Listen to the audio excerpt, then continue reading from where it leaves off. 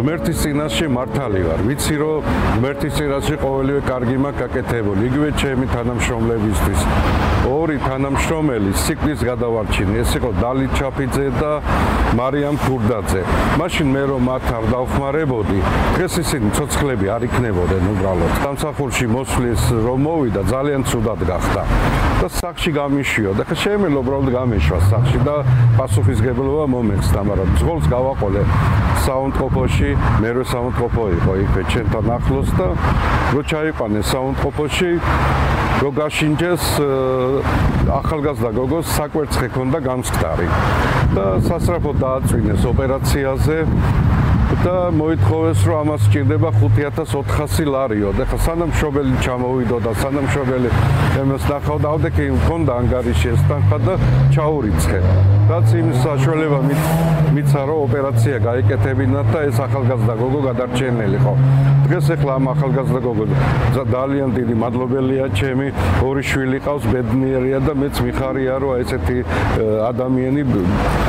ბედნიერება გადავარჩინა რა რეზო რაზმაძეს ბაბუცა პატარა იას ორგანიზაცია საფარის მხარდაჭერის გარდა დაუპირისპირდა ასევე ერთიანი ნაციონალური მოძრაობის აქტივისტი ნანუკა ჟორჟოლიანიც ანუ თქვენი მორალურიზიანი მინდა ადგინა რომ 5000 ლარი იღებს ოდესაც ამ ხელმოტროკი კაცი გწამს ამიხსენი რეზო რატომ არ ზის ციხეში ნანუკა ჟორჟოლიანმა როგორც ჩანს ძველი დრო გაიხსენა თუ როგორ თვითნებობდა ის ნაცმოძრაობის ხელისუფლებაში ყოფნის დროსთან მან ქველაძესთან ერთად შპს რეზონზე სატელევიზიო ლაშქრობა მოაწყო გამარჯობათ ბატონმა რეზომ დაგვიბარა 3 საათზე თუ შეიძლება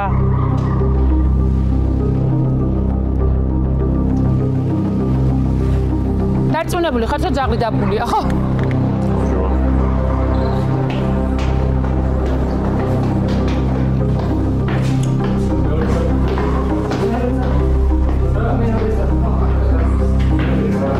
აქ თუ კიდევ ზემოთ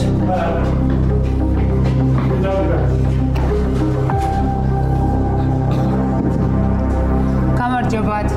როთან მოვიდა ქალბატონი გვანცა უბრალოდ მოვიდა არასწორი სიტყვა ვაშუქებთან ამბავს და რის ხარჯზე ხდება ის რომ სისხლის სამართლის პროცესი არ დაწყებულა ჯერ საქმის განხილვა მაგ საკითხს იმიტომ მინდოდა რომ ეს სისხლის ადვოკატიც ყოფილიყო და ის უფრო კარგად გაგისაუბრებათ ვიდრე მე ამ საკითხს ხო მაგრამ თქვენ როგორ გონიათ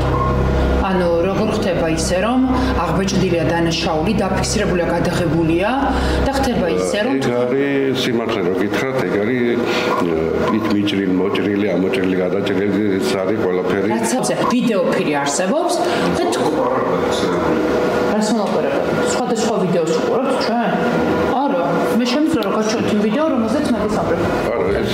რეზონი რომელიც 27 წლის განმავლობაში პოლიგრაფიულ ბაზარზე ერთ-ერთ სამუშაო კომპანია თითლებოდა არა მხოლოდ საქართველოში არამედ მთელ კავკასიაში უხილავი ძალის მიერ პროვოკატორის გამოყენებით მიზანმიმართულად ლაფში ამოსვარეს შედეგად წარმატებული და სტაბილური კომპანია ნაცმედიის მიერ ქალებზე მოძალადე ობიექტად იქცა